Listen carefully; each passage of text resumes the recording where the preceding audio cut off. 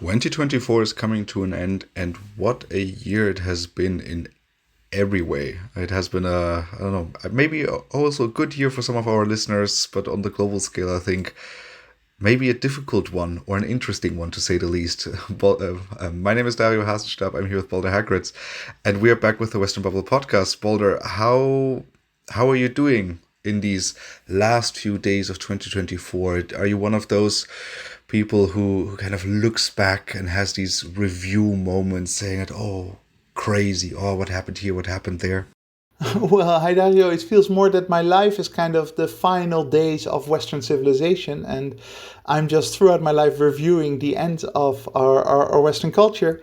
In some ways, I'm like an example of everything that's wrong with this world because my life is really nice. My life is great. It's just that the world around us is burning, and human suffering and destruction are skyrocketing, and there doesn't seem to be a clear solution in sight. So this might be a slightly depressing end of year episode, Dario, but it is what it is. Because I am one of those people who looks back, usually in the last few years, right after Christmas, before New Year's, I have this moment when I try to remember what happened each month.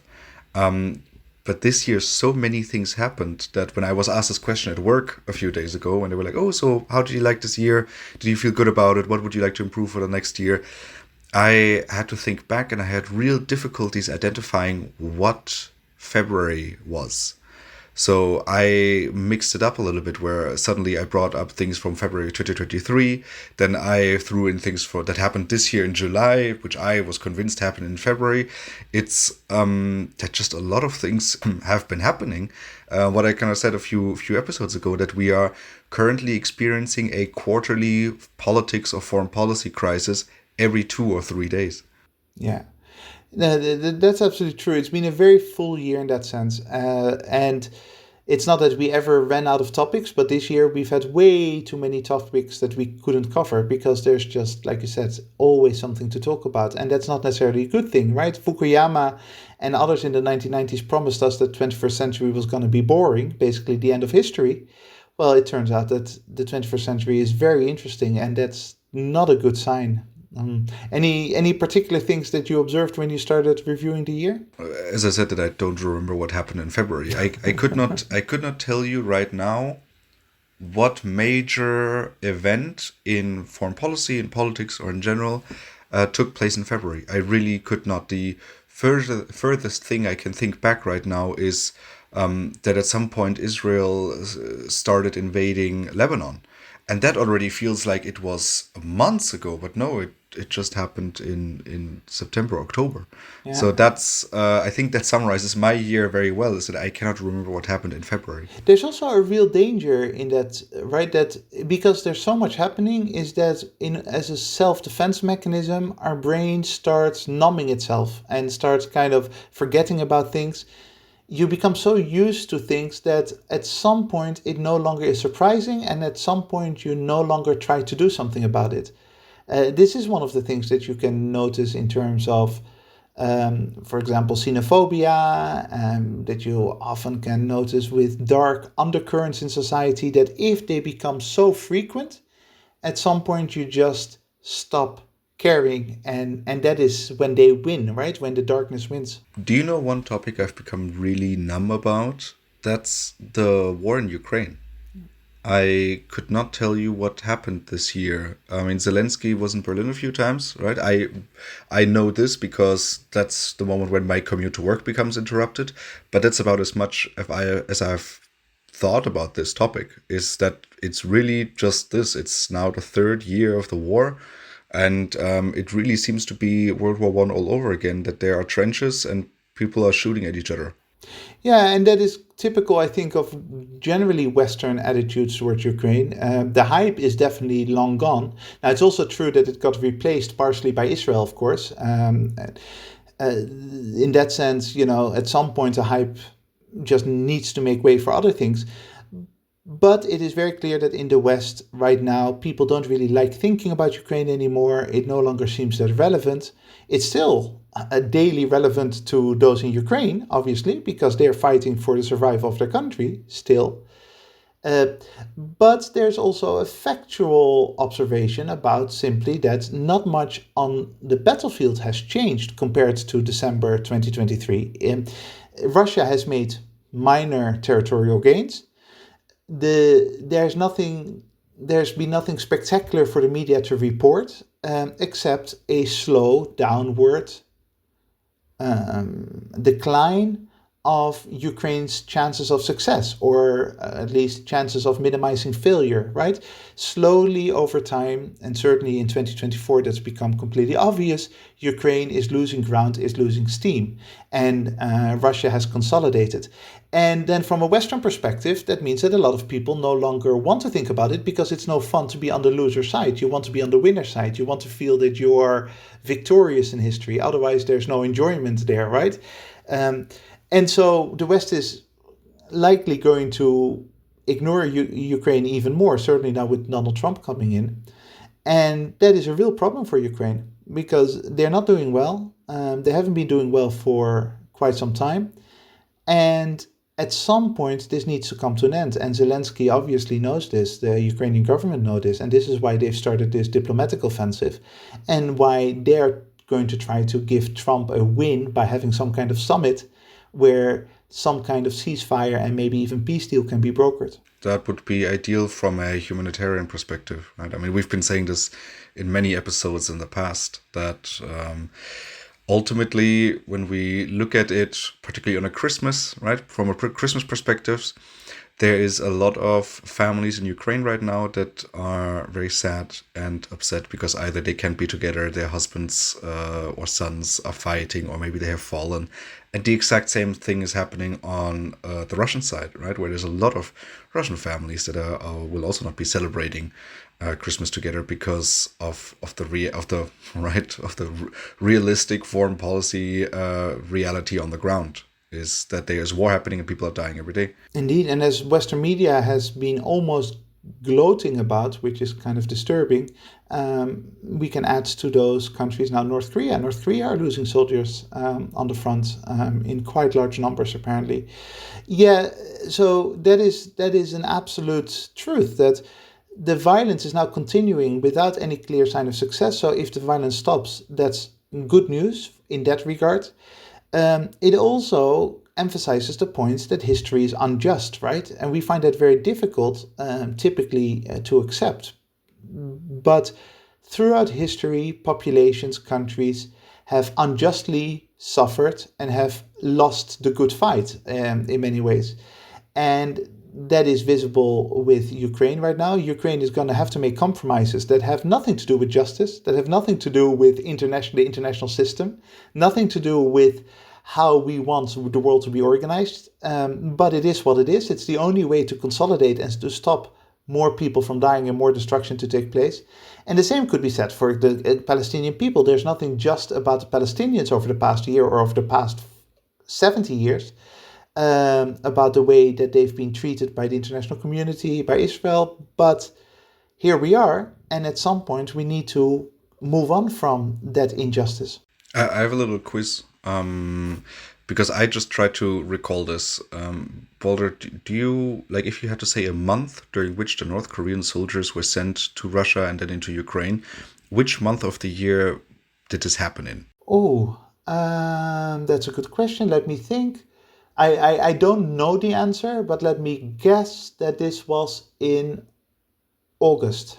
In August, right? I mean, I would have said July. No, it happened in October. Oh, wow. It happened just 2 months ago. Yeah. And it was late October. So that's I think it's a great example of how much has been happening in the year. You've already brought up Gaza and Israel with this. I mean, and that's the next topic that I kind of want to talk about when reviewing this year. It's so much has happened, right? I do not recall when kind of the point or like the favor on Israel shifted within the West, right? Because I still remember at the beginning of 2024, everyone was still very much with Israel, saying that, yes, you have the right to defend yourself. Please be careful with all the civilians in Gaza. But you are in your, we are with you. And that has definitely changed within, I would say, the general Western attitude, not necessarily within Western policymakers. I think we have to differentiate between that. But at some point, Israel has definitely lost the plot. Yeah, to be honest, they already quite quickly lost the plot. It's just that it took a while for Western media to start reporting on that, right? What is particularly disturbing is that after losing the plot, they lost the plot a little bit more and even a little bit more, and they went completely disconnected from reality. And that's what you see even now as we're speaking, that they're bombing Yemen, and they basically Israel has become, or the Israeli government, I should say, has become this unbound loon running around the region and wreaking havoc on people around them, but also on themselves. Right? I mean, it's very clear. The West, in that sense, look, there were critical voices already in October last year, 2023, November 2023. I would say that I critically analyzed Israel at university, and other professors did around the world. Some media reports wrote about it, but you're absolutely right that it took a long time for media and for the general population to sort of make that switch, right? And that is because we are in the West deeply connected with Israel, and we are also deeply antagonistic to anything that seems like terrorism. And therefore, the starting point was very, very favorable for Israel. And they had a huge buffer before the general population in Western countries started actually taking notice. However, now in December 2024, it's completely obvious to anyone with any reasonable perspective on this conflict, on the violence, that Israel is responsible for enormously unnecessary destruction. Enormously unnecessary destruction. I think that's a very good way to put it. And that has not only happened in Gaza, but as I mentioned a few minutes ago, it also happened in Lebanon. Now the Syrian army has kind of taken the opportunity and has also advanced a few kilometers into Syria. As you said, they're bombing in Yemen. They're very active, and it seems like while our kind of, I don't want to call this a prediction, but while kind of us foreseeing the next steps in Ukraine, it seemed like de-escalation, and there will be some form of a diplomatic solution, also because of what obviously the United States and Donald Trump have said about the matter. But it honestly doesn't seem like the Middle East will calm down in 2025, and the kind of right unchained Israel is going to act further and not necessarily be constrained by the United States under a Donald Trump administration. No, again, there is a scenario that is similar to the Ukrainian scenario where Israel could make the case that because there's a new American administration and because they trust the Trump administration, they want to now have some kind of summit and bring operations to a halt, right? It might be an escape route for Netanyahu, because otherwise the problem is, when does Israel now stop? They've already gone so deep down the rabbit hole. When do they say, hey, we are done with the violence around us? We are done with bombing countries that we don't like, right? The aggressive nature of their military actions in Syria and the announcements by Netanyahu and others about the Golan Heights, for example, show that they have gone down a route that no longer can be rationally turned back on. It's basically, we are going to take the right into our own hands to destroy anyone who we believe might in the future be a risk to our country, which is not how international relations works, right? That's the whole point of Australia. Yes, there might be a risk. The Soviet Union and the United States during the Cold War were the biggest existential risk that you can imagine towards each other. But it didn't mean that one of them could preemptively start striking the other, exactly because you want to avoid disaster. Israel seems to have lost that message, and it's going to be extremely hard for them to now make the case that they are done and it's been a success. And that means that they're likely going to continue until at some point some kind of political revolt takes place in Israel itself. And we have, as with Ukraine, I think not as much yet, because it's also the conflict is a bit younger, or at least the recent escalation of violence is a bit younger. But I do think that we have become more numb to the topic in 2024. I mean, certainly, I don't know. I personally feel that, where also because there's so many different battlegrounds right now, it's very difficult to just pay attention to what's happening in Gaza, and then you look at what's happening in Lebanon, in Yemen, and then in Syria. Uh, it does seem like we are more numb to it. Western attention is more numb to it, and as you mentioned, already constrained by how much we like Israel to begin with. And it's I also do not see any positivity in that topic, which is very very frustrating. I mean, maybe, who knows? I'm hearing a lot of activities already going on within the Trump team, that Trump has he has this chip on his shoulder with the Abraham Accords, and that he wants to basically be the big peacemaker towards the Middle East, and he's really pushing for normalization between Israel and Saudi Arabia, and that, at least according to the Saudis, will only happen with a Palestinian state. Maybe we all have to apologize to the Donald afterwards and say, hey, you brought peace to the Middle East, and because of you, there's a Palestinian state now.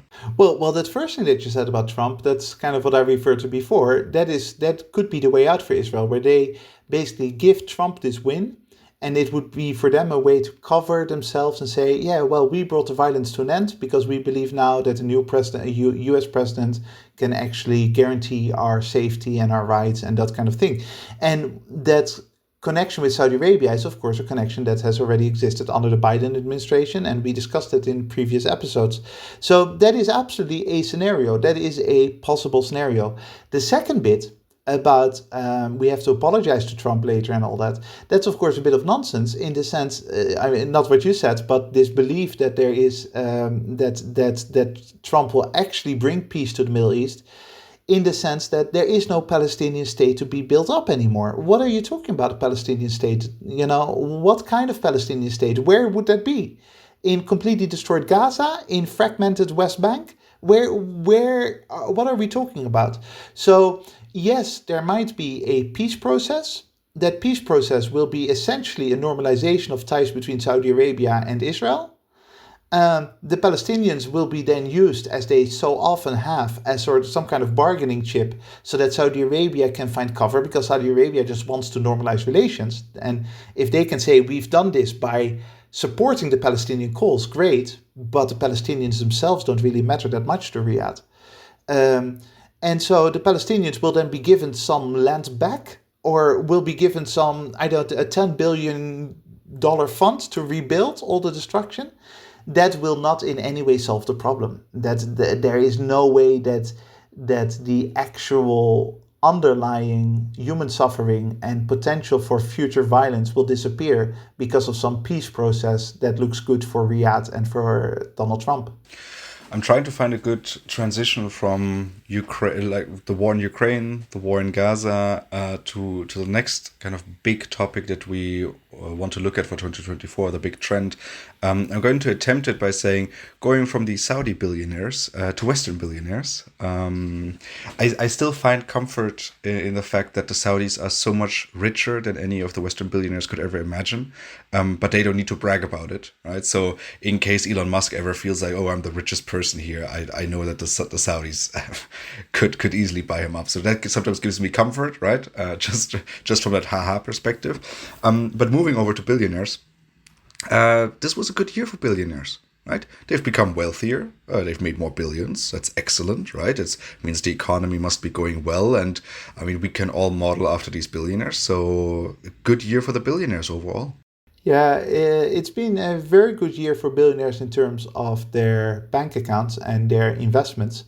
Like almost every year for the past 25 years, right? Even the years around the economic crisis weren't that bad for billionaires, which is exactly a problem. Because, yes, GDP has been going up, as it typically does. There are only very few years that GDP doesn't grow. And what you see is that all of that growth, or almost all of that growth, goes to the top 10, top 1% of Western society. And that economic growth is not shared by the middle class, let alone by the working classes, which is why in a country like the United States, you see many groups within middle class standards of living not having actually seen an increase in their real wage for the past 25 years. Yes, an increase in terms of nominal wage increases because of inflation and because of purchasing power differences, but not in terms of actually becoming better off economically. The only groups that substantially are benefiting from the way that Western society works at the moment are the top 10 and especially the top 1%. Well, to me, what this tells me is that there's a few people who are doing really well, so they must be doing something right, and I'm pretty sure that we as a society can learn a lot from them, and that they should actually help us governing our societies, right? So, I mean, hey, Elon Musk is so rich and he has so many companies, so I'm sure he must be doing something right. So let's invite him to government, Boulder. Right, and that is another trend that we've been observing, that billionaires are having more and more political power, and so I do believe in the American dream and in the South African Musk dream that through his help we can all be billionaires someday. And this, ladies and gentlemen, is Dario Hasenstap's attempt at sarcasm.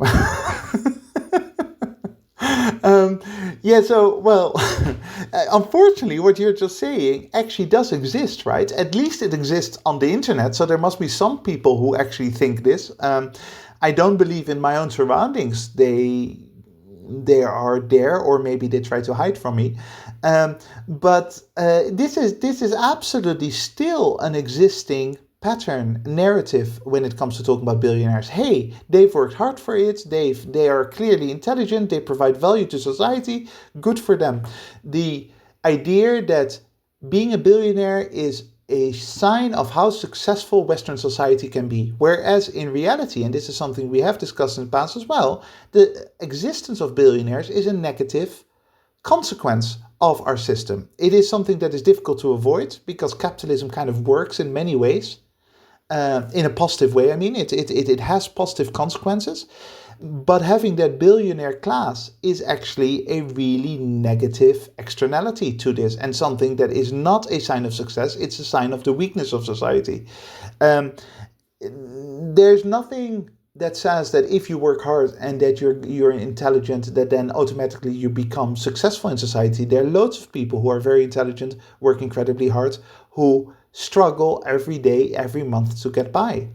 The existence of these billionaires has always been a problem. It's always something that is slightly off about society, but in 2024 and in the 21st century in general, this has gotten out of hand in the sense that they have become way richer than the rest of society. So the income disparity has grown enormously.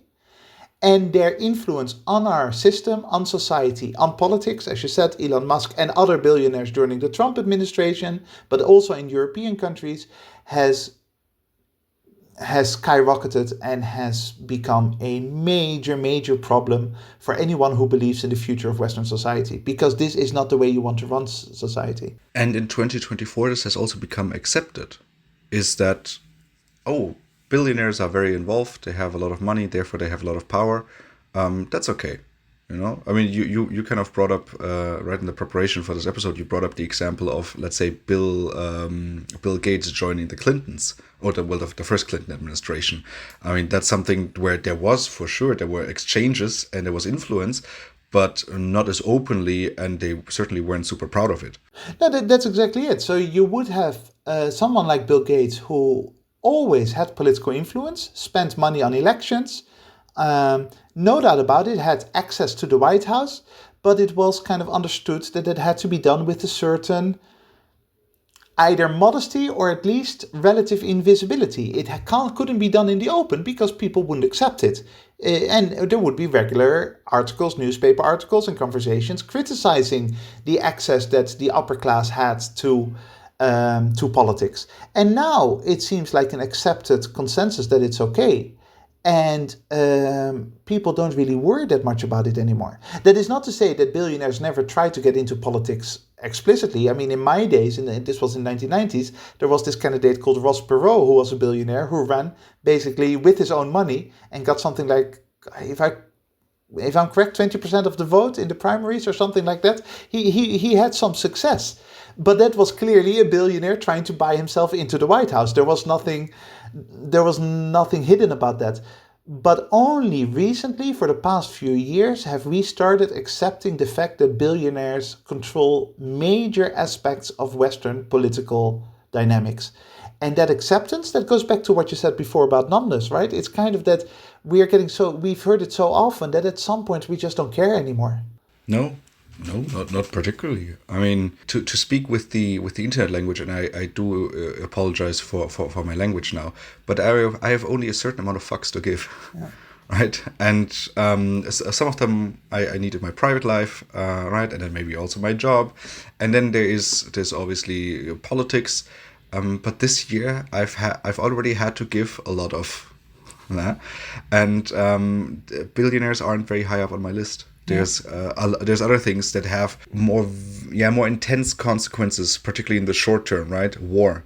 But a billionaire buying themselves into politics, into the government, I know exactly how damaging that will be long term.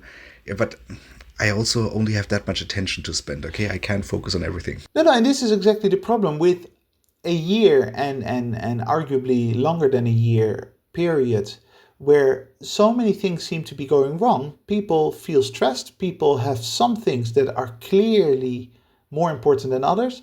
And it allows a space for slightly less obvious dynamics to occur, right?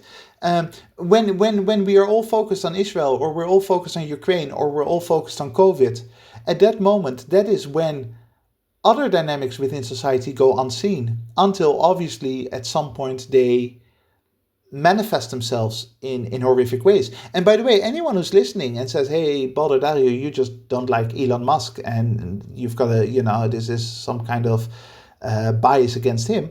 Well, think about it, assuming that you like Elon Musk and you think he's going to do well in the Trump administration. How would you feel about Bill Gates, who is very much liberal at least in his overt politics, actually joining the Biden administration and becoming a powerful figure within Biden? You would be outraged by that, right? So anyone, this is always a good test of bias. If it is just about a person, just about Elon Musk, well, okay, well, then that would be a personal chip on my shoulder. But the concept of billionaires in politics is a very scary concept because it combines two aspects that should be separated: money and political power. And the more that becomes overtly the case, the more it should be a problem for anyone, regardless of whether you're right-wing, left-wing, whether you like Elon Musk or not. I mean, at least I hope that I would be equally outraged about both of them. Again, I do have a slight bias against Elon Musk just because I don't know, I listen to him sometimes and I read whatever he says, and there's a lot of, let's just say he should stick to business, right? He's done a relatively good job at Tesla and SpaceX and some of his other inventions. Why don't you focus on that and leave the government to people who actually know about government?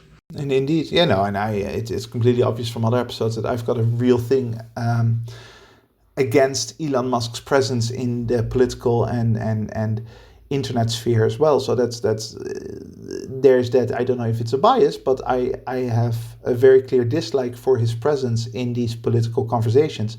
Having said that, absolutely, I would be equally upset if any other billionaire did this to a democratic government.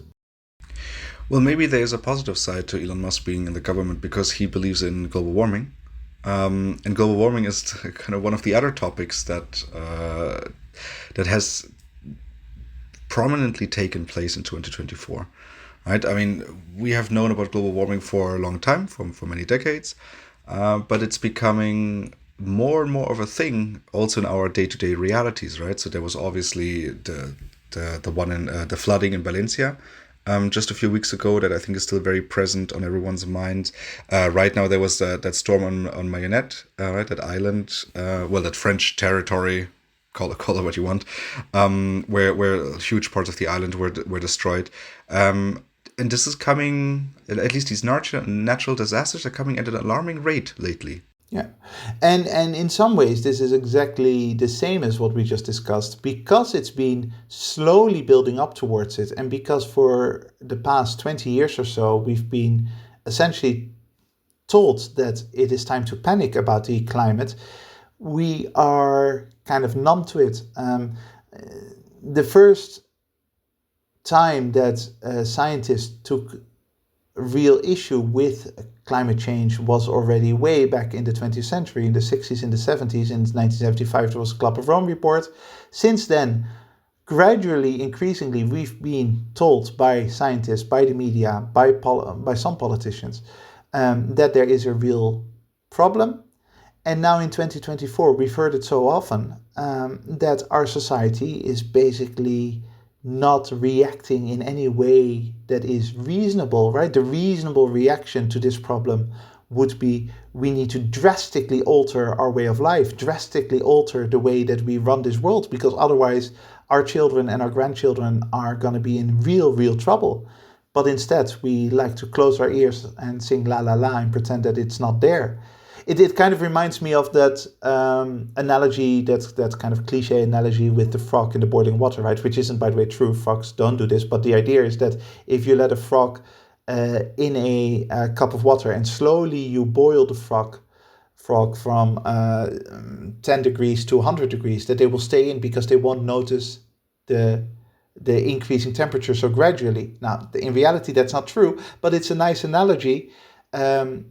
Versus if you compare a frog being thrown into boiling water, they would immediately jump out, right? That is kind of what's happened with our society. Slowly over time, the climate change has been boiling, and we just don't really feel that there's any moment where we have to radically alter the way we do things. And that's a real problem, because we absolutely need to stop behaving in the way that we are behaving. Starting, by the way, with the billionaires.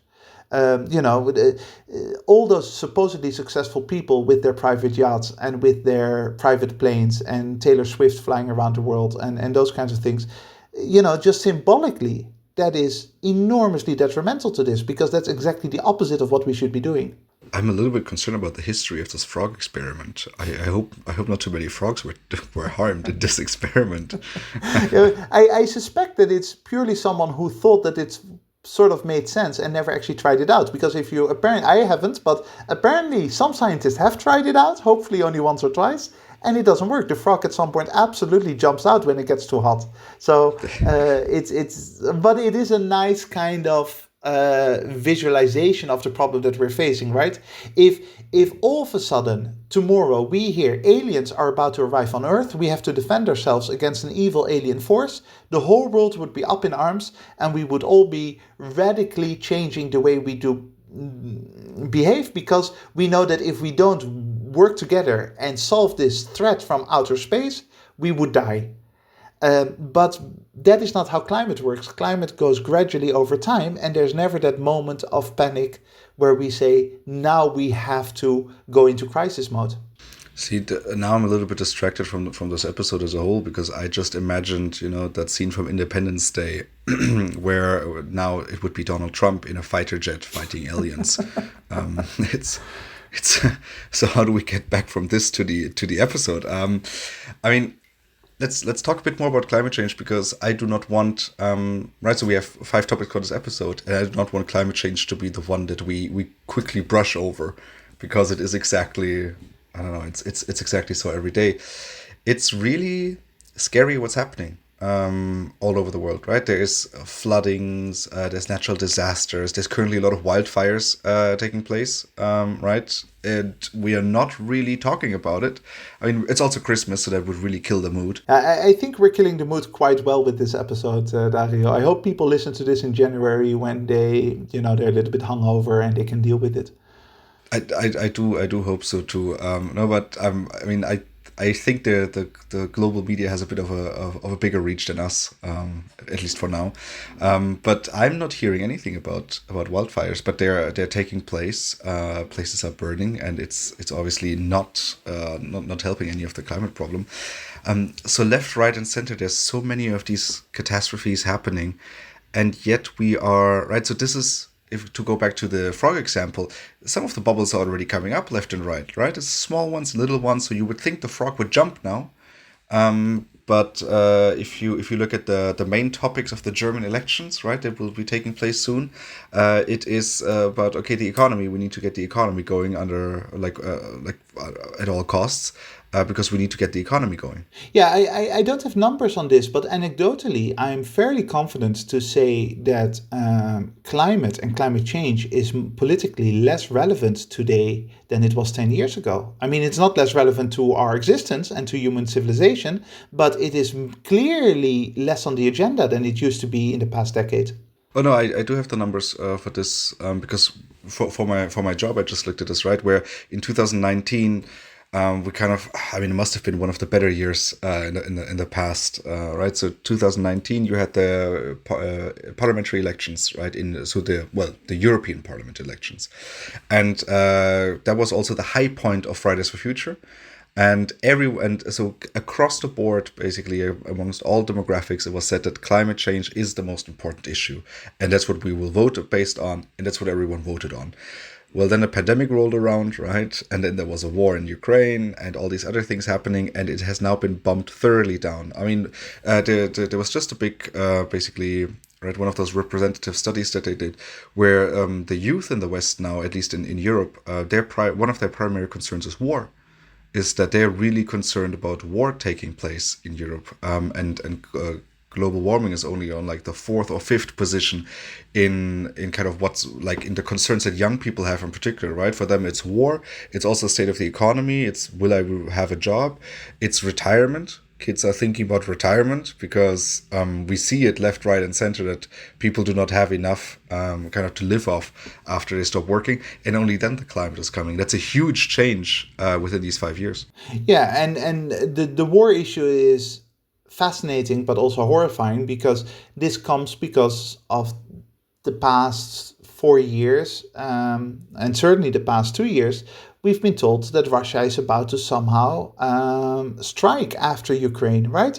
That somehow we have to be terrified of the Russian monster, and yet there is no serious scenario for war. I mean, if you live in Germany or you live in the Netherlands or you live in Spain, the chances of you in the next few decades experiencing war yourself are minimal. If that war does happen, it is a war that would have been started by our societies, by the West, by the $1.4 trillion NATO military machine. It's not as if China or Russia or any other country is about to invade. So the fact that people care about that rather than the climate shows the delusion that we're living in. It shows that there's something completely off about our perspective on the world and the reality of the world. There's a disconnect there. When it comes to climate change, I cannot emphasize enough how disturbing this is that our media attention has drifted away to those other issues, because it is not a matter of a few billion more or less being spent on climate. It's going back to that alien analogy, right? Aliens are about to invade. Scientists tell us, hey, our satellites and our information tells us that aliens are going to be here in a month's time, and they are murderous, genocidal. They're about to kill us all. Then we're not going to have a conversation, oh, should we increase our military budget by 5%? No, we would radically alter the whole way that the world works to defend ourselves against those aliens. That is exactly what needs to happen with climate change. That's the only way that we can stop it. And yet, the conversation, if it is there, is about, oh, how many billions are we going to spend on it, rather than how do we radically alter society. It would be such a typical human thing to do, right? So, aliens will reach the Earth within 5 years. They're coming with a lot of ships. They're coming our way, and Earth building up its military capacities, and then they arrive, and it turns out, hey, we've been seeing you've been treating the planet really badly. Here's some advanced technology that you can save the planet with, right? It's today is an interesting day. Yeah, I apologize that in my analogy I'm making the genocidal maniacs rather than us being the scary bits, right? But it was just to emphasize the issue with the climate.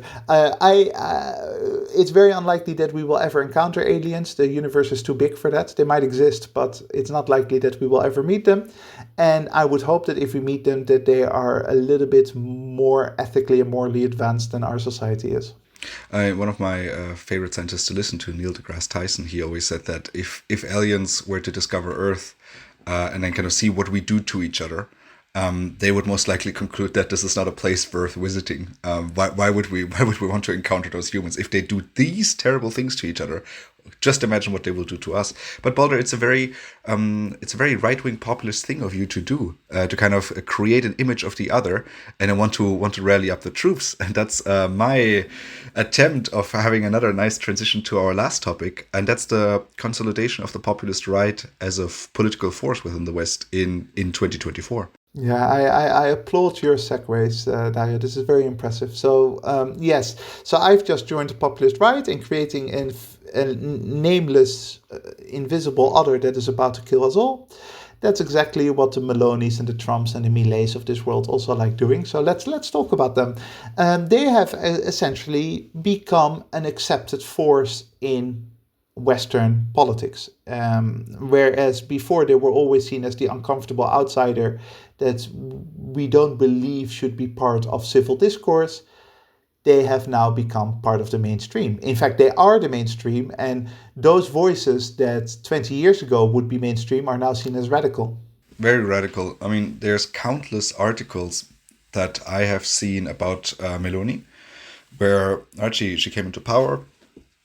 And obviously everyone is always super concerned. Someone is coming into power that we don't like and that we're really worried about. And then they come into power and suddenly everyone realizes, okay, you can kind of work with them. Like, they're not all bad. And then that's the moment they're being welcomed into the club, right? Where Meloni is now kind of celebrated in the European Union of, oh, she can work really well together with von der Leyen. Oh, she might be our person to talk to Donald Trump. That's actually great. Wow, that's amazing. And when it comes to Milei, right, the Argentinian president for the part of the listeners that might not know this, right, who is also somewhat radical in his approaches and was voted about a year ago, and has implemented some really radical economic measures, is now seeing some signs of success, right, of short-term success, where inflation has gone down and other indicators that economists like are improving. And now there's discussions happening. Oh, should we maybe do a bit of more, like, should we try to follow Milei in some of the policies? Is that maybe a possibility? Right, so that populist right, kind of the crazy hair people, as I like to call them, they have become really normalized in our Western world. Yes, and that process contains a few different variables. One is that our societies have become much more right-wing. Just statistically, it's completely obvious from the way that people view good policy making. What do they want their governments to do? How do they vote? Western societies typically are much more right-wing in general than they were 25 years ago. And on top of that, they've become more populist because they also see that the world is not doing well. And when the world is not doing well, you turn to populism to vent your anger, to somehow believe that there is some kind of magic formula out there that populists can provide and that the establishment tries to block.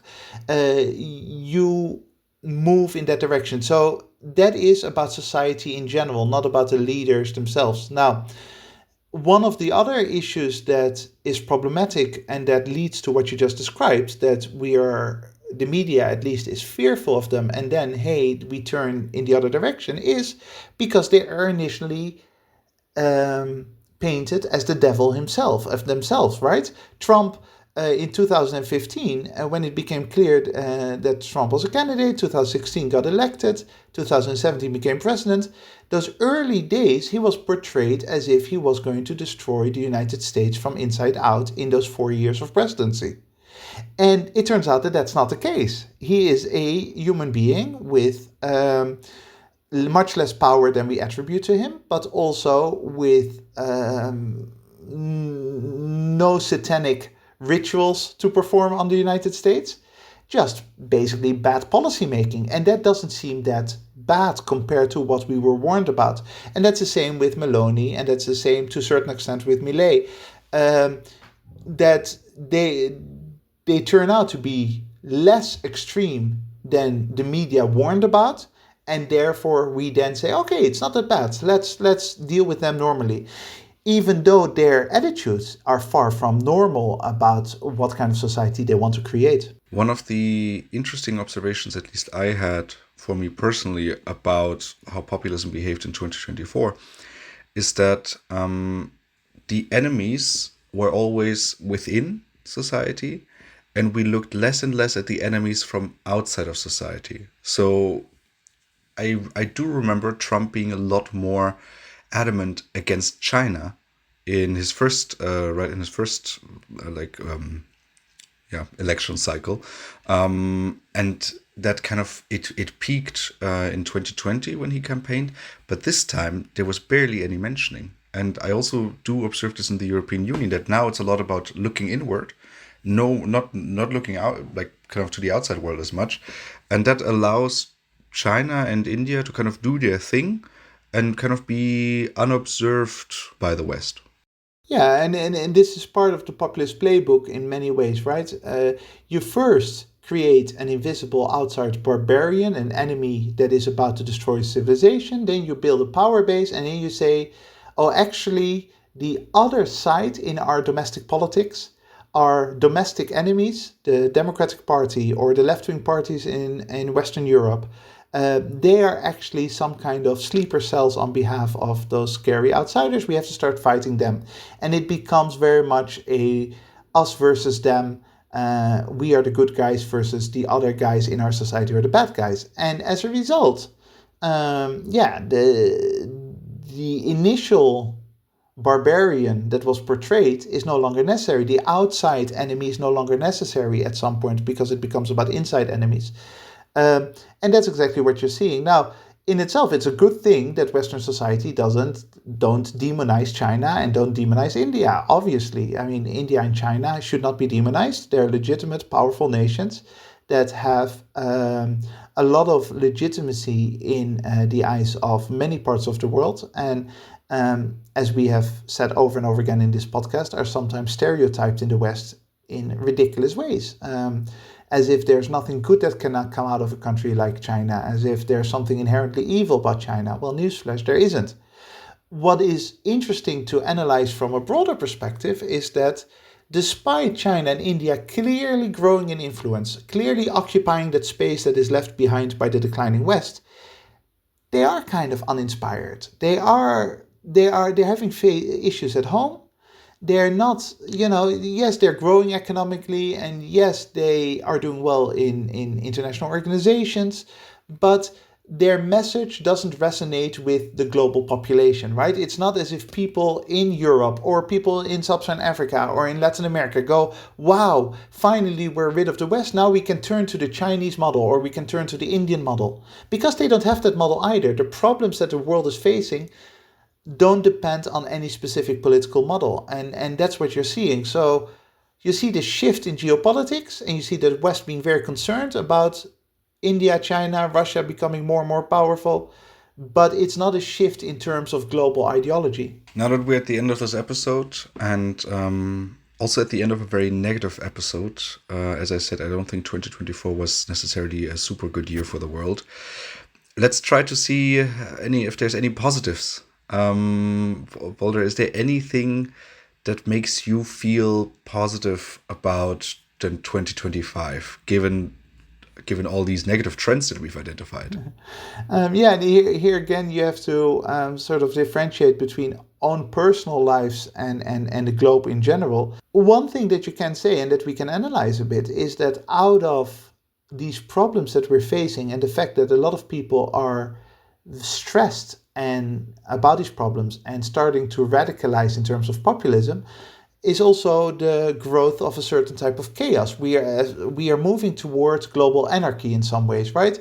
There's no longer any clear political ideology or clear movement that is controlling global dynamics. And even though anarchy and chaos themselves are not necessarily good, it can lead to new solutions. It can lead to the willingness to radically alter the way we've been doing things. Because let's face it, the existential problem of the world is not the failure of one COP conference about the environment, or it's not the failure of one invasion of Russia into Ukraine. I mean, that is enormously important to Ukraine, but from a global perspective, it's not what's going to decide the fate of humanity. What is the problem is long-term dynamics that remain unaddressed, and that chaos and anarchy might actually allow us to start addressing these situations. I mean, I'm a big believer in that out of all chaos, like in every crisis, there's also a moment of opportunity, right? We can really change things around. And that's something that I'm basically clinging on to. And on the other hand, there's also a different trend that I've observed in 2024, and that's that there's a lot more conversations like this one happening. Is before, I don't know, I felt like, well, everything was going well. There wasn't really a reason for anyone to kind of have a critical conversation. Are we heading the right direction? Are there some underlying problems that we are not facing? Right there, maybe these were happening in the ivory towers in universities, but within the general population and the general conversation, I never observed these. That has changed, particularly this year, where I think things are going so bad that more and more people are saying, well, let's actually talk about this, right? And I think one of the examples also just happened a few weeks ago, right? Was, and we talked about this, was Luigi Mangione. Can I call him kid? Yeah, he's very young, right? Like that young person, student who murdered that CEO of that healthcare provider. And the conversations resulting out of this are different, right? And it does, I mean, a lot of people are kind of inspiring, like, yeah, revolution, right? And no, that's not what we want, right? But every one of these kind of crises and every one, like every single moment like that, it seems like it's another stepping stone towards revolution, right? At least there's a bit of a conversation out there taking place right now that leads into that direction. Yes, absolutely. The issue here, obviously, is that revolution itself, or murder, in the case of Luigi, is not positive, right? It's not there. I will find it very difficult to find an example of revolution in history where the outcomes were not destructive. There's always some destruction, and we shouldn't want that. But as we did mention in the previous episode, the fact that the internet is so supportive and almost like a whole fan base for Luigi, who is, if he gets convicted, he hasn't been convicted yet, but let's assume that he gets convicted, he is then a murderer. The fact that so many people on the internet are happy to celebrate a murderer and send him money and lust after him and all those kinds of things says something about where we're heading. It's an anecdotal piece of evidence that is slowly becoming more common, where society is getting fed up with the way things are working, is fed up with that billionaire class that we just discussed. And what surprises me about it is that that billionaire class, that upper class, that 1%, that top 10% perhaps, isn't actually saying, hang on, this is really, really bad. We need to actually change our lifestyle to only a certain extent so that we avoid that revolution, that we avoid the pitchforks throwing us out of our palaces, right? It is such an obvious moment that if I were a billionaire, if I had 100 billion in my investments, that I would say, okay, you know what? I'm going to start a whole program with lots of marketing and propaganda where I'm going to give away 50 billion to the poor in my society because I want to show that I am grateful for society and that I'm a productive influence in society. But that's not what the billionaire class is doing. Instead, they're pretending that it doesn't exist and they give a bit of charity here and there, but that's about it. They're pretending that the Luigis of this world are not a sign, a canary in the coal mine, if you like, for things to come. And they just continue to celebrate with their private yachts and their private airplanes as if tomorrow will not come. And that to me is an astounding sign of the frailty of the human condition, right? That again, just like the environment, just closing your ears and going, la, la, la, la, I can't see this happening. It's fascinating, but it's also horrifying. If you're a billionaire and you happen to be listening to this podcast and you want to keep your opulence and your wealth for you and your children and grandchildren, for heaven's sake, start radically altering your external behavior and give half of your wealth away. You will still have 50 billion. Congratulations. Give half of your wealth away, and that is a way for you to create safety for yourself and future generations. This seems like a great moment to end today's conversation on the year 2024. If you have any questions, comments, or you heard a mistake that we've made throughout the episode, please make sure to send us an email to thewesternbubble@gmail.com, and we will try to incorporate them into our following episodes. Thank you very much to the listeners for joining us today. Make sure to join us again next year when we burst the Western bubble. That's it from my side. Boulder, which closing quote did you pick for us this year?